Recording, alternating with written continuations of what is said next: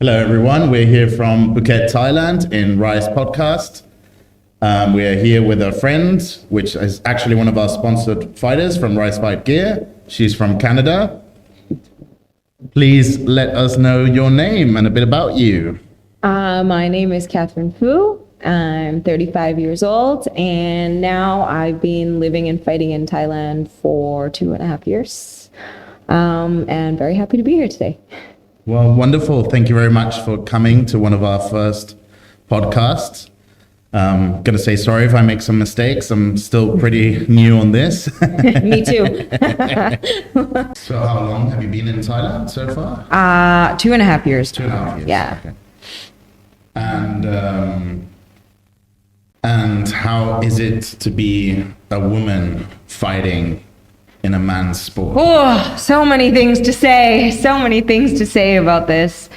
I think broadly, like at the end of the day, you just need to be able to turn the negatives into a positive.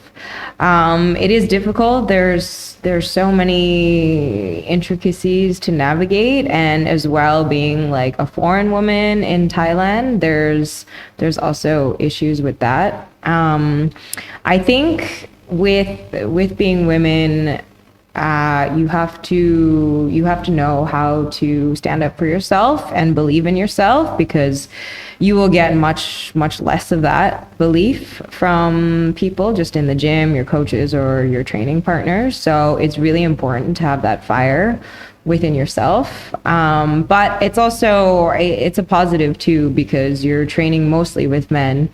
And so when you get in the ring with someone your own size, you've had much tougher sparring sessions or training sessions. So you look at it that way as well. If you can survive in this environment where there's egos and sexism, then your triumphs will be better as well, I guess. And is it hard to find other women to? Yes, it's so hard. It's so hard to find. It's one of the big reasons why I'm happy to go to a gym with more sparring partners.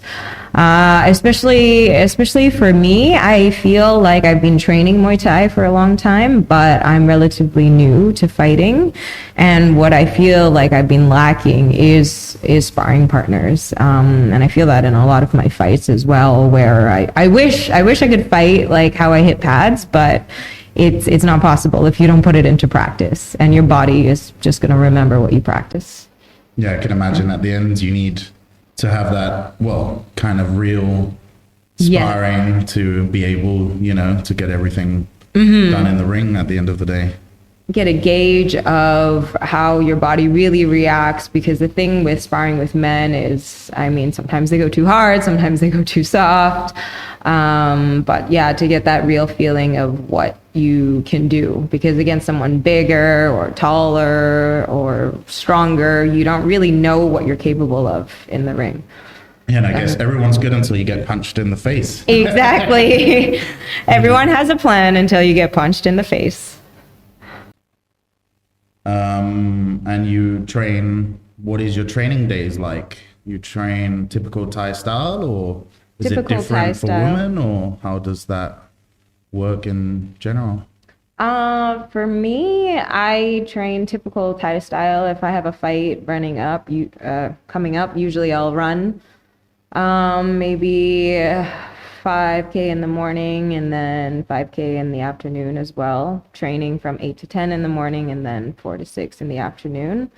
Sometimes I'll take a break if I know that I don't have sparring partners on a certain day or something. I'll see how my body feels, and I also try and incorporate at least one day of strength and conditioning. Sorry to my S&C coach, but one day is all I can do sometimes. Yeah, that's usually how I do. And I know everyone has sort of a schedule that works for them, but for me, that's what I like. And you said you had been 2.5 years in Thailand, right? Mm-hmm. When did you start fighting in that period? I came in March, and I think I had my first fight with KBL in June, maybe. So like, yeah, a good 3 months, I think. 3 months. Yeah. And did you yeah. fight before coming to Thailand, or? I fought before one time on a trip to Thailand. Okay. Yeah, a little tourist fight at Bangla. Gave me the itch. And what is the most afraid moments of being a fighter? Oh, the self-doubt. It's the chair of doom, you know, when you're at the stadium and you're about to go on and you're sitting in the chair and you can hear the fight before you going on. And for me, it's always like, I think it's the same for all fighters. It's the anxiety of wanting to perform really well. It's, can I put everything that I train for into this fight? Can I keep a hold of my nerves? Can I deal with my negative thoughts as soon as they come up? And yeah, that's something that I'm constantly working on and evolving. Personally, I find that the biggest struggle is the moments before. I think most fighters will say the same. The time is both infinite and also too short at that moment. And what is your struggles, or what did you have to let go to become a full-time fighter in Thailand? Honestly, I feel really fortunate. I guess I did give up a comfortable life in Canada. You know, I had all my loved ones there. I had a good job, a nice apartment, and like a nice lifestyle. But it was always lacking something. And so I feel much more fulfilled since I've come to Thailand. And I think that for the price that I paid, you know, maybe some adjustments in living here, some issues with visas and all that, I feel like all of that pairs in comparison with being able to wake up every day and do what I do. I would think sometimes visas are quite stressful in Thailand. Yeah. Yes, they are. And when you're going through it, though, I always tell myself, no, but you're lucky. You're lucky to have this chance to live here. It's worth it. I gotta admit, I do think sometimes, you know, is it worth it with the visa? Yeah.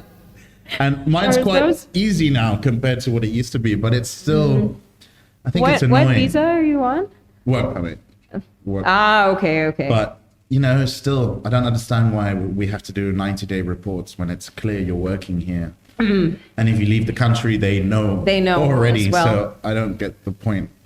I missed my first 90-day report. They don't get any money from it anyway, so it doesn't really make sense. But, you know, I guess we'll have to deal with it. Yeah. Okay. If every 90 days I have to tell immigration where I live, it's okay. But I know what you mean. And what, for people watching us, especially women that maybe have thought of coming to Thailand or, you know, going through their fight career or something, is there anything you would like to say to them, or what they should be careful of, or if they should follow their dreams, or it's not worth it? No, definitely follow your dreams. I think that like I said, you need to come here and you need to remember that this is your dream and that you're doing it for yourself. So you're going to run into people. I mean, I've had coaches not believe in me or want me to fight a certain way or be a certain kind of person that I'm not. And I think at the end of the day, you need to really remember that it's only you that you're here for. I think there's a lot of things as a foreign woman, especially if you come here alone. There's quite a bit to watch out for. There's the exoticism of being a foreign woman. There's many Thai coaches who just go for the Farang women, only hold pads for them, it's a struggle. Yeah, it's not fair. They never want to hold the pads for me. For you, exactly. And I say use it. Use the opportunity. If they're gonna hit on you at the gym, at least get a good pad holding session out of it. But that is definitely something to watch out for, and you need to be able to read the intentions of people. Well, I was going to ask because at the end, Muay Thai is especially when you do clinch and stuff like that, it can be quite touchy in a way. Yes. How do you know the difference in between, if someone's actually trying to help you learn the proper technique, turn your hips over when you're kicking or stuff like that, or because, some people in general are very touchy. Even, I've had some coaches that were too touchy for myself, and they weren't. They did like women still, but they can be very touchy, in the culture. Can. But how do you know the difference or where to watch out more? Or unfortunately, I think it's just you have to see over time. I've been wrong about people as well, where I think they really want to help me and it's not true, or I think you just need to get to know people. But I set boundaries right away, and I think that's something that's helped me a lot.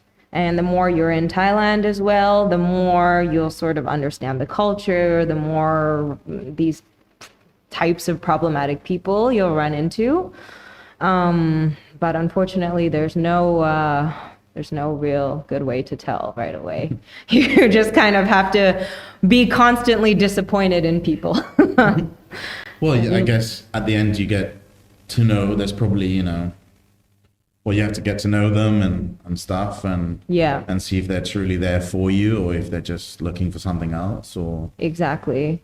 But it must be hard, I guess, guys in general, I don't think we get that same sort of problem. And, when you are in fight mode or fight mentality, you've got a lot of different things you need to think about, Yes. That you have to think about something stupid like that. That must be very frustrating and annoying in a way. Thanks for saying that.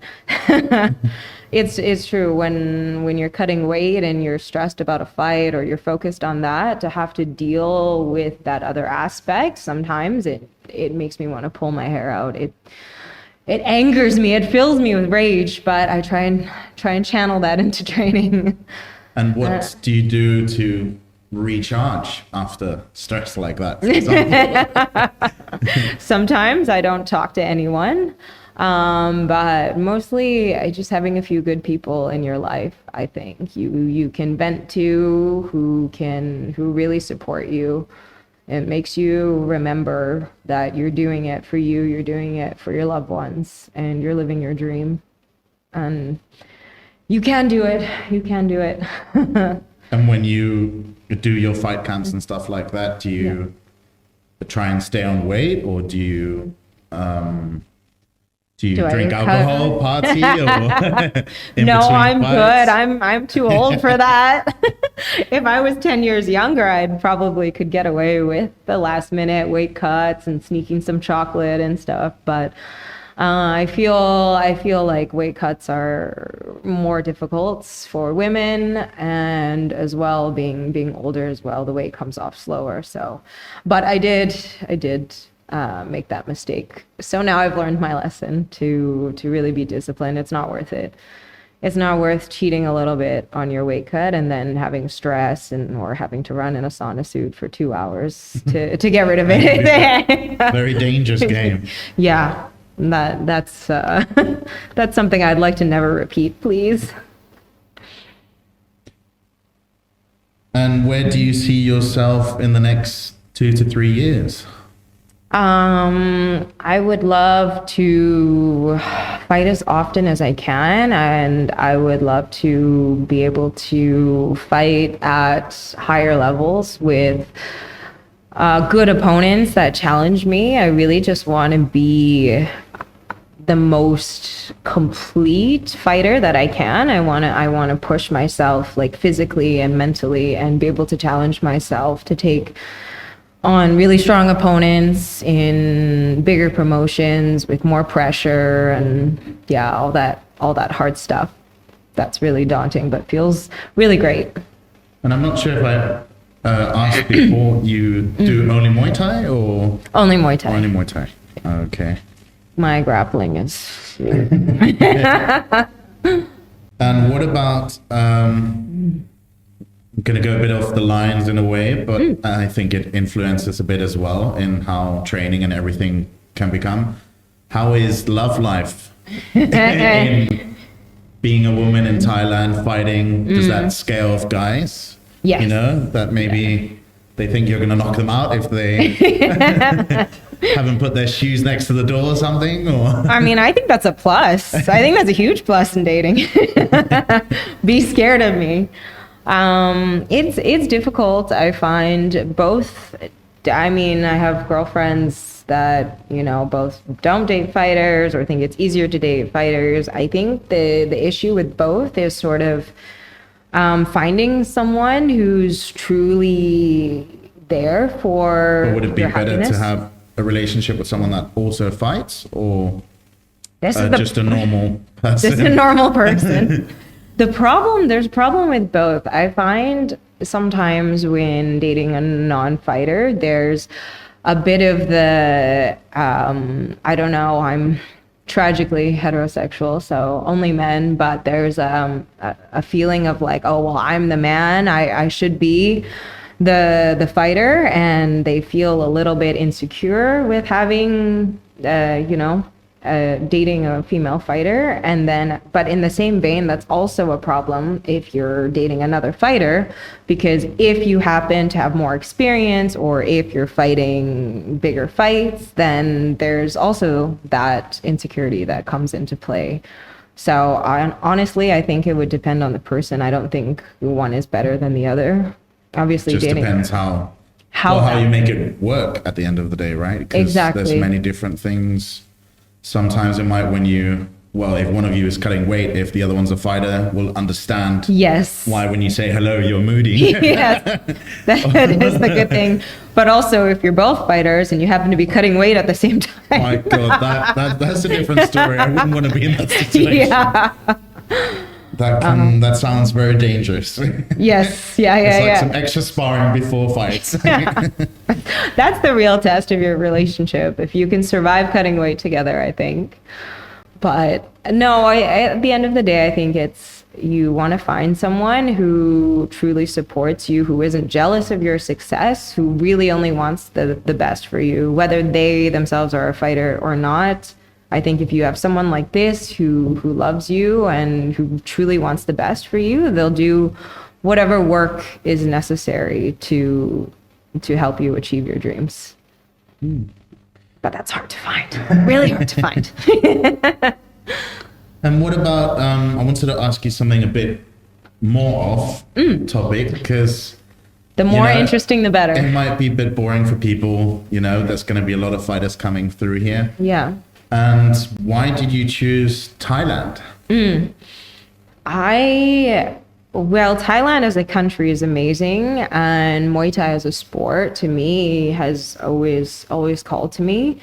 Kickboxing is much more popular in the Western world, and that's where I got my start too. But I've always gravitated more towards Muay Thai. I think like from a purely like martial arts standpoint, there's so many techniques and there's just the little nuances. You really can have beautiful Muay Thai, as they call it. And there's like still sometimes I'll be like scrolling Instagram or something and I'll come across some clinch technique that I've never seen before. Like I feel like there's so much rich history and knowledge within Muay Thai that it's always fascinating. Well, I think they say, Muay Thai, I think it's probably one of the fastest sports, martial arts that you can actually fight in, but you never really stop learning at the end of the day. Yeah. Because, people, they fight after 1 month training. Yes, You can fight, It's true. You don't go into a professional golf tournament after 1 month training, or even football, which is one well-known sports, Yeah. It's very different, but it is a sport like I still learn every day. Yes. And I've been quite a while training and fighting a tiny bit because it's different. Too when you're busy running heavyweight. the Rise Empire. But yeah, that's the draw for me with Muay Thai. And then as well, there's like the whole cultural aspect of it. You know, Muay Thai for me represents like such passion, such heart, such brutality, but also at the same time, such grace. Like the first time that I really got into Muay Thai, and you know, you're watching old fights and stuff, I was like, wow. I was just getting into martial arts, you know, jiu-jitsu, kickboxing, and everything. But to me, like immediately, I was the hard eyes emoji when I saw Muay Thai. So you did other martial arts before Muay Thai? I did a little bit of jiu-jitsu, which is how I found out I'm really bad at it. And then kickboxing. I don't think I never properly trained Muay Thai. There's Muay Thai back home, but you come to Thailand and the Thai trainers are like, no. You call that a kick? Yeah, it's very different. I've realized that as well. Like, yeah. And because they say Muay Thai, but it's not Muay Thai. It's not Muay Thai. Sometimes it's nearly worse than kickboxing. Like there's nothing. Yeah. Because they're like trying to mix it up and trying to do, you know. So now you're doing neither one well. Yeah, pretty much. You know, you do elbows once a year or something in the gym, and you're like, oh, I forgot about elbows. Yeah. Because my God, the first time I came to Thailand, my elbows started bleeding. That's how many elbows I did. You had thrown. Because, you know, you just weren't used to it. It would be very rarely. And also the way you train, you know. Yeah. In Thailand, you train with a Thai coach. Yes. And back home, I think it's pretty much worldwide. You end up training with your colleagues, holding pads for each other. Holding pads for each other, yeah. And that's very different, you know. Here, you're full on with a Thai coach that tries to kill you every second and throw you on the floor. Exactly. Only advantage of being big that they can't throw you on the floor. That's quite nice. You can bully them. Well, that depends. Then they'll just kick you harder. Yeah. But coming here and training Muay Thai too, the first time I came, I was like, this is what I've been looking for. And that's the draw of Thailand, I think. Sorry to get back. We got a little off topic, but yeah, we're here to talk about Muay Thai at the end of the day, and it is the national sport of Thailand, you know. Right podcast is going to be focused on fighters. Shocking. So we don't want to get too much off topic either.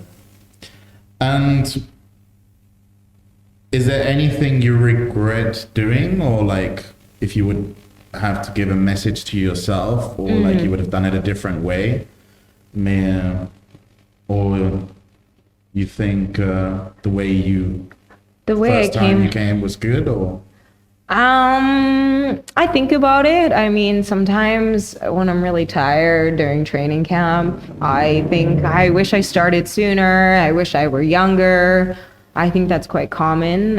But then I look back to my younger self and I was an idiot. So I don't know that it would have been good for me. I think the advantage of being an older fighter is that I have the discipline, and I also changed my life a lot when I first got into martial arts. And I think because of that, I'm just so grateful for the opportunity to do this. Whereas I think that if I had done it when I was younger, I wouldn't have had the life experience to understand, like, this is an amazing opportunity. And so when I'm tired, that's what I draw on, is like my gratitude that I'm here and I get to train. And I see that a lot with the younger fighters too. There's a lot of really, really talented, really strong younger fighters, but they lack the discipline or they lack the focus. They get distracted by all the other fun shiny things that Thailand has to offer. Thailand. All the vices here. It can be, you know, I started drinking in Thailand, so I came here to train 3 months. I ended up not being an alcoholic. It's a common story. But that's why, you know, it's two sides of the coin, you know. Every country has good sides and bad sides. And then at the end of the day, it's probably the most important is the person self-discipline, you know. Yeah. And that does happen. It's very true. Some younger fighters, they don't have that discipline and they don't realize where they are, it's a dream come true for thousands and millions of people around the world, Exactly. to come to the other side of the world and, make your passion grow and Exactly. yeah. Do it. Come to Thailand or whatever it is. I think that